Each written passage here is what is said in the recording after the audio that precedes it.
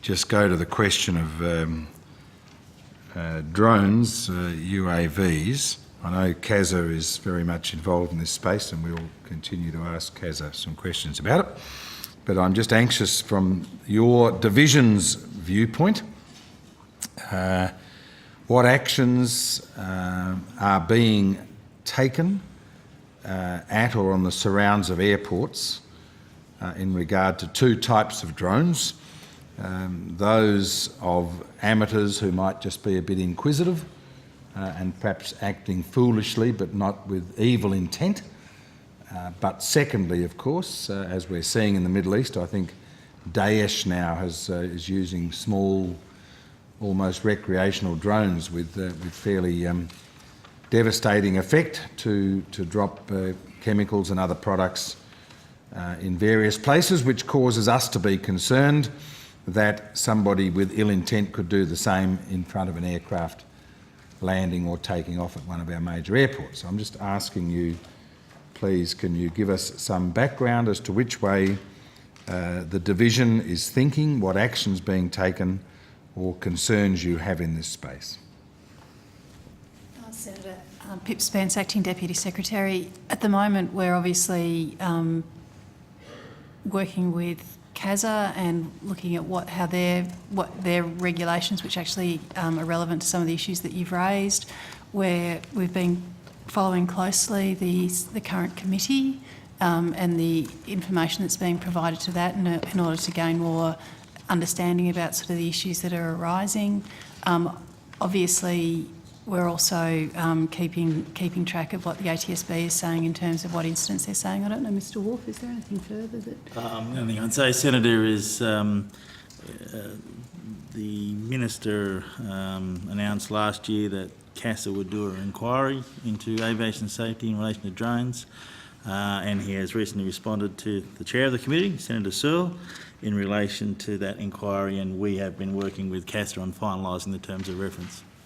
Are you aware of any incidents at airports overseas where the sort of concerns that I've expressed have actually come to reality? Senator, we've seen media reports around sort of incidents involving drones. I think there was one at Heathrow around 6-12 months ago, but we haven't seen a significant number of issues that would sort of raise alarm bells, but that's not saying we're not taking the issue seriously.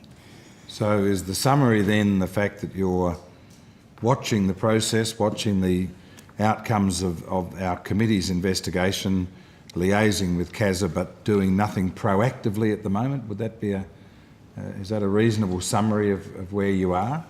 Oh, I think we're a bit more than that, Senator. I suggest, for example, that we are also working, as Ms Spence suggested, with the ATSB, and we would certainly take the ATSB's advice into account in terms of the number of drone incidents, and they are monitoring what's happening overseas.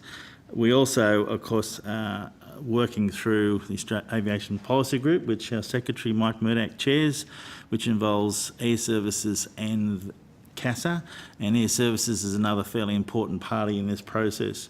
And the other party that we're interested in getting their views on, of course, is the industry in terms of their views about the use of drones, both from a positive point of view, as they do have lots of positive outcomes, but also in terms of concerns raised about potential conflicts with other aircraft.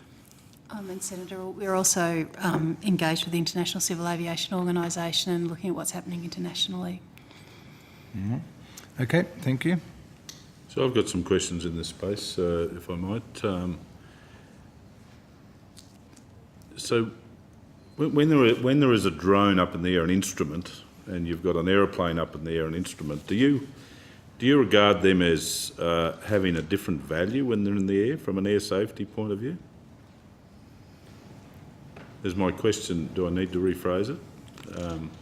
Sorry, Senator, I'm not sure what you mean. Okay, so in terms of air safety, do you place so we have one instrument up in the air that's under the control of you people and is piloted by a physical human being who was in the space and scope of what's happening with all the support and aid they get to ensure that they go from A to B in complete safety without impacting on any other, what I call pieces of tin in the air. And over here we have a piece of tin in the air, admittedly much smaller, but on the advice I have, no less devastating if there's an impact in certain circumstances. I suppose the mystery to me, and I know some of my colleagues share it, we've got 50,000 of them in the air, from 13,500 fixed wing and rotary wing aircraft. My question to you is, do you put a different value on them, or do you think that they ought to behave in a manner under the control of an individual in very much the same way and meet all the same standards that you have with pilots who train for quite literally hundreds of hours and are tested and under particular regulation? I suppose, Senator, just one point to make is that's why we're working so closely with the ATSB to determine what the nature of the issue actually is. The ATSB put in a fairly comprehensive submission to the committee, which obviously it's a matter for the ATSB to discuss, but we're not saying it's one value versus another, but we're actually trying to determine what the level of the issue actually is, Senator. And I think it's fair to say, coming back to your question, Senator, the highest priority is the protection of the travelling public. Correct. On that schedule. Or pilots in an aircraft, or those who are within the aviation system. And the challenge in this space is that effectively the whole of the aviation regulatory system has been built for the best part of a century on creating a regulatory structure where you have to reach certain qualifications to enter into that system. And the system's safety is built on the qualifications and the protections built around the airworthiness of the aircraft, the training of the pilot, the training of the air traffic controllers as appropriate. What unmanned drones or unmanned aerial vehicles do is create a new category operator who operate outside that closed system. And that's the real challenge for policymakers and regulators.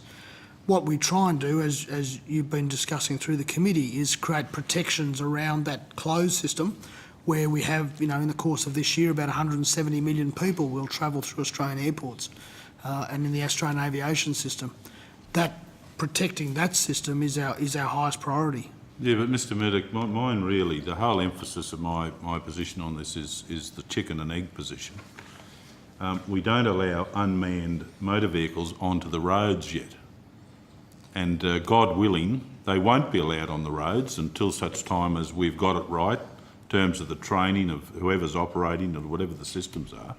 Yet in the case of drones, we seem to be happy enough with allowing the proliferation of these aircraft into our space where, particularly with sub-2 kilogram devices, they don't have to meet any one of the literally thousands of standards that we apply in relation to manned aircraft. And so my question is, I'm trying to light a bushfire here. My question is, does that mean that we have a different value in terms of how these aircraft are operating? I don't think we have a different value in terms of protection of the safety of people. Clearly, the rules around those small unmanned aerial vehicles are designed to preclude them from operating in controlled airspace above certain heights where they could be damaged, or being a sufficient size where they could cause harm, in the view of the safety experts, to aircraft operating in either in uncontrolled or controlled airspace. The balance here is enabling the flexibility for those small unmanned aerial vehicles to operate, which is a growing, and we're finding lots of uses for those which are important, as opposed to protecting the system for those who are travelling in that system. All right, one